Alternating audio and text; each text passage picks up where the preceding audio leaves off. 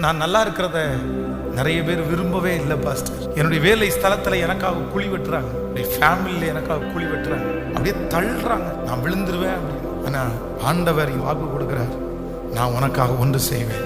யார் உங்களை விழும்படி தள்ளினாலும் அவருடைய அன்பின் கரம் உங்களுக்கு உதவி செய்வதற்கு ஆயத்தமா இருக்கிறது.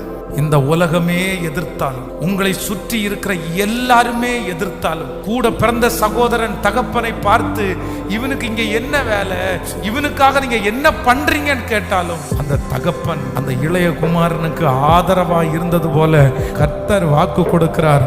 எத்தனை பேர் உன்னுடைய விழுகையிலே சந்தோஷப்படுவதற்கு கைகட்டி அவர்கள் காத்திருந்தாலும் கர்த்தராகிய ஆண்டவர் வாக்கு கொடுக்கிறார், அவர்கள் விழும்படி தள்ளினார்கள், நான் உனக்கு ஆதரவாய் உனக்கு துணையாய் யாவையும் செய்து முடிக்கிற கர்த்தர்.